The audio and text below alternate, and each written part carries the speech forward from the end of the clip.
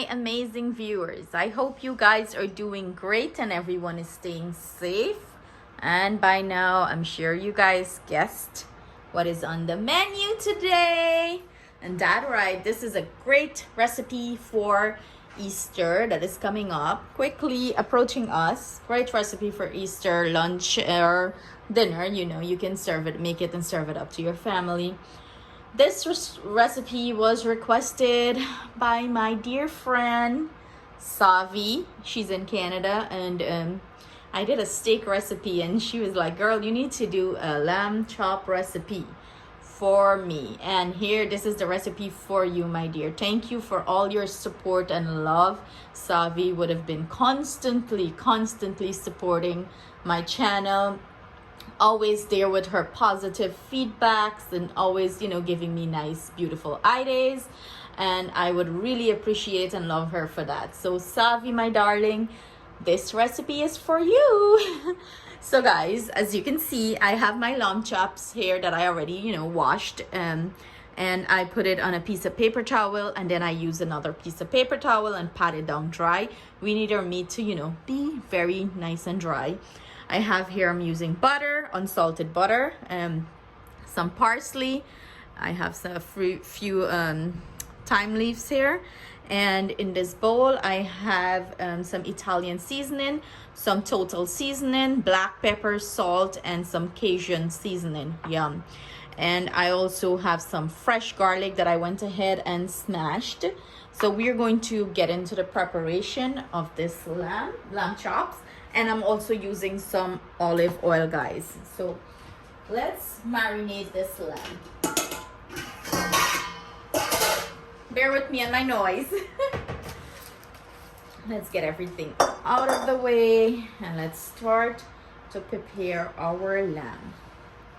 So in this bowl, I am going to go ahead and add our lamb chops. Remember, guys, pat them dry. And for my lamb chops, I'm using baby lamb. The meat is so soft and tender on the baby lamb, and it gives a better result. But if you can't get baby lamb, that's totally fine. So to this, I am going to go ahead and add all our seasoning here, guys. And in goes our parsley, and I would save a little bit of the parsley for garnish. I'm not using, as you can see, I leave out a little bit. And in goes our olive oil. So I'm gonna drizzle like a good, probably like a half a cup or so of olive oil in here, guys. And then I'm gonna go in with my hands, and my hands are clean. It's clean. I wash it. Yeah, I wash it. And I would combine everything together, guys. If you have rosemary, you can add some rosemary here, guys, as it goes beautiful with lamb. But I don't have any rosemary on hand. And like I always say, work with whatever you have in your pantry. Make it work, guys. Make it work. And this is looking beautiful, guys. See that? Beautiful. So that's it for this here, guys. I'm going to set this aside. Let all these spices marry in the bowl here. Everything release its flavor, and then we're going to start cook them up. So probably I would say about half an hour or so. I am going to leave this to sit and marinate, and then we're gonna cook it up. So see you guys in the next step. Okay guys, it's time to start cooking our lamb chops, and I am using my cast iron heavy bottom skillet. Feel free to use that if you have one, as this is great for steak and lamb chops if you're looking for that beautiful char. And you know, these are seasoned in the sense, as you can see, don't worry, that is not any sort of dirtiness in it. This is it being seasoned, as you would say your cast iron is well seasoned. These hold the flavor in, they lock the flavor in really good and give your meat that beautiful sear or char that you would look for. So I am going to go ahead and drop about 3 tablespoons of butter here. I'm going to start it off with that, and we're looking for that to melt down nicely. And guys, when you're doing this process, with your meat, make sure your cast iron is like hot. You want it screaming hot, because if it's not hot, it's going to more of steam your meat rather than char it. So we're looking for a screaming hot cast iron here. Depending on the size of lamb chop you will be using, and that your cooking time is going to vary. Mine is baby, it's softer meat and it's smaller, so I'm gonna cook it around 6 minutes. I would do 3 minutes each side.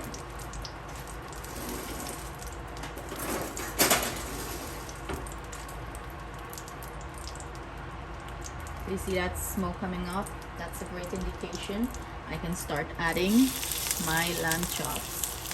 When you hear that sizzle, that's what we're looking for, guys.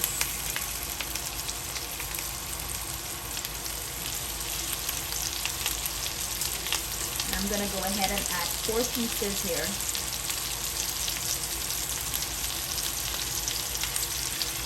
Remember not to overcrowd your pan, guys.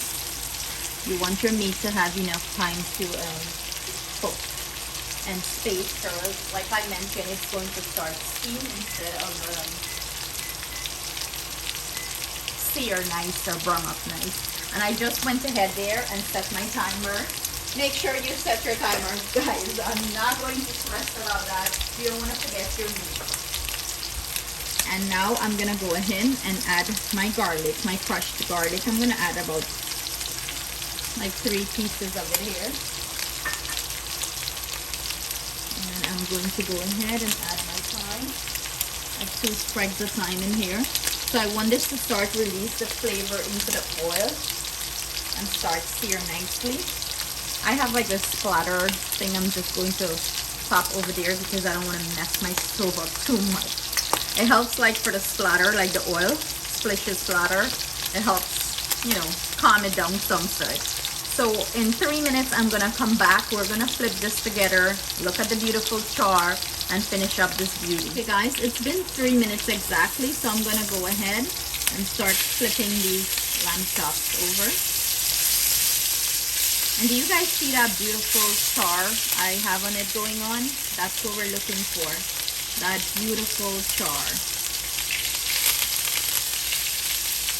Yum.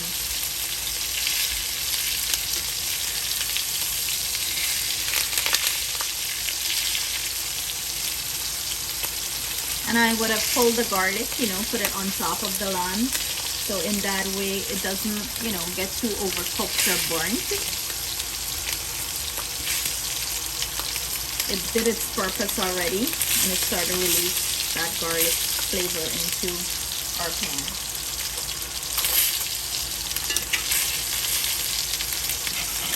And as you can see, I'm just getting the pan drippings and adding it on top of my lamb. Yum, yum, yum. And we're gonna cook it on this side for another 3 minutes, and then we're gonna remove it out of the pan. So splatter back on.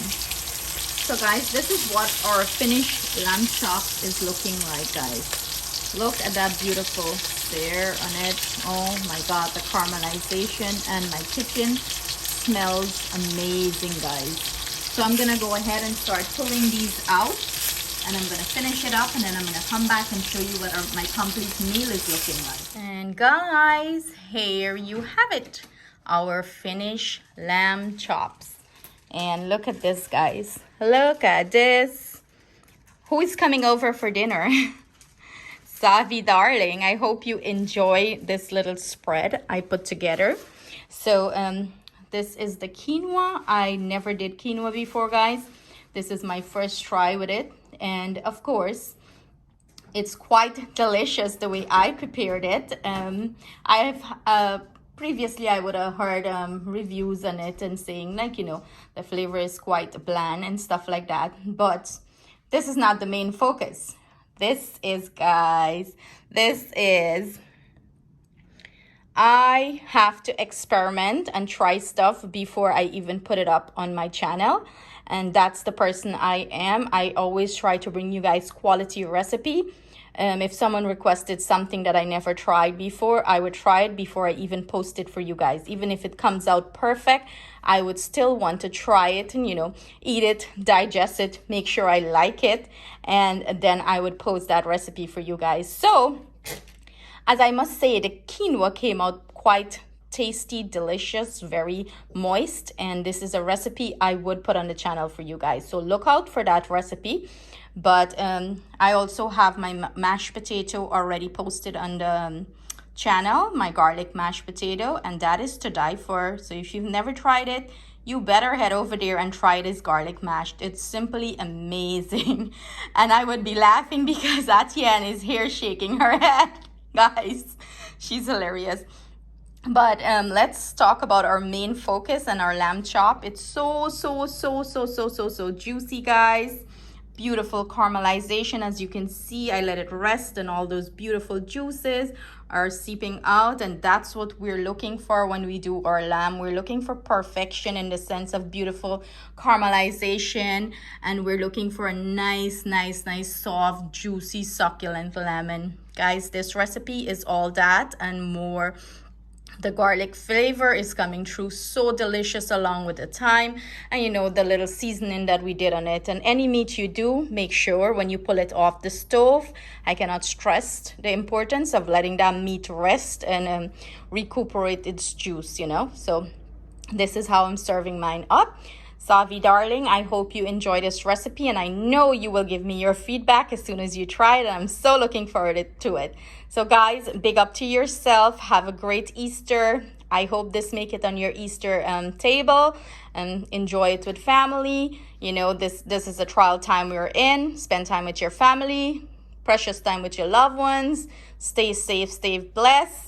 See you guys again with another delicious recipe soon. Love you all. Please do not forget to like, share, and if you're a new viewer here and you haven't subscribed, I really urge you to subscribe, as I do prepare amazing recipes. So see you guys soon. Bye. Love you all.